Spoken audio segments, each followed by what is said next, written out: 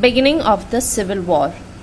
Abraham Lincoln became the President of the USA in 1860. So, in 1860, in the presidential elections, Abraham Lincoln, he won and he became the President of the US. After assuming office, Abraham Lincoln in his inaugural address declared that his objective was to prevent the spread of slavery in the new states of the West which were joining the US and not to get rid of it in the states in which it already existed. So, when Abraham Lincoln came into power and when he was addressing the public, when he was giving his inaugural address, he declared that he did not want to abolish slavery. Now, there were many states, especially the southern states, where slavery already existed. So, Abraham Lincoln, he did not want to abolish slavery from in those states. His main objective was to prevent the system of slavery from spreading any further. Now, there were many new states which were joined to the west of the US. So, he did not want slavery, the system of slavery, to spread to those states. That was his main objective, to prevent the spread of slavery. But at the same time, he warned that while a state was free to join the Union voluntarily, no state had the right to secede after joining it. Now we discussed earlier that there were 7 southern states who withdrew their membership from the Union. So Abraham Lincoln, he gave a warning to those states that a state, it had the freedom to join the Union. It could join if it wanted, and if it did not want, it did not have to join. So it had the free will to join the Union, but when it was a member of the Union, a state did not have the right to withdraw the membership. No state had the right to withdraw the membership after joining the Union. So he warned the states against this system. Therefore, he held out the maximum concessions to the southern states. So he refused to give any concessions to the southern states.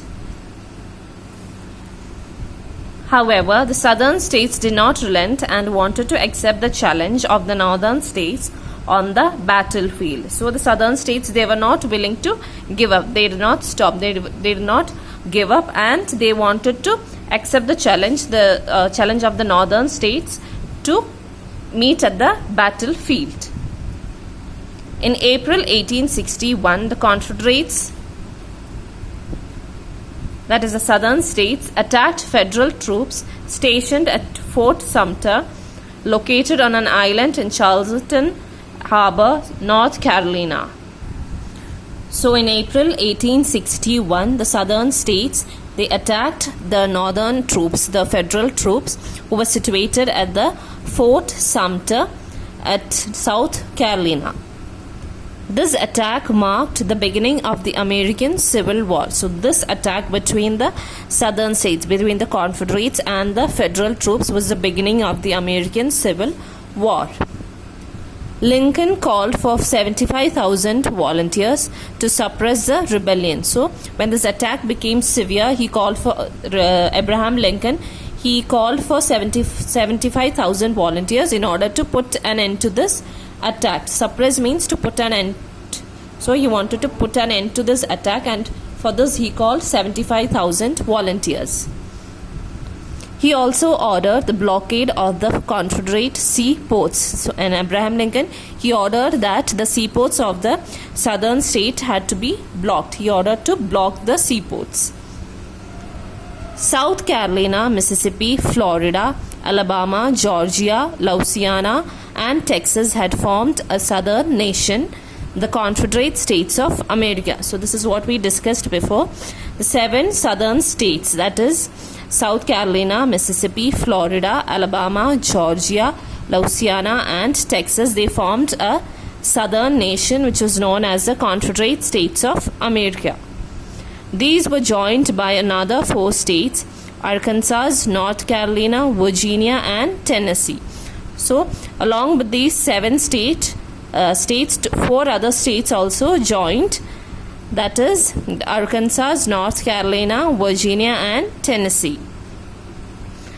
These 11 states were on the side of Confederacy, which fought against the Union. So these 11 states, these 7 and 4 states, that is 11 states, they were on the side of the Confederacy. That is, they were on the side of the southern states, which were against the northern states, which were against the Union.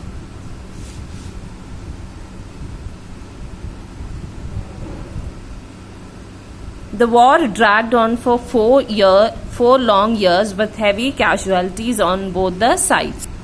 So the war between the Confederates and the Union, it went for about 4 years. It lasted for 4 years, and also there were many injured, severely injured on both the sides. The northern states had higher numerical strength due to its large population and better scientific knowledge and strong naval force.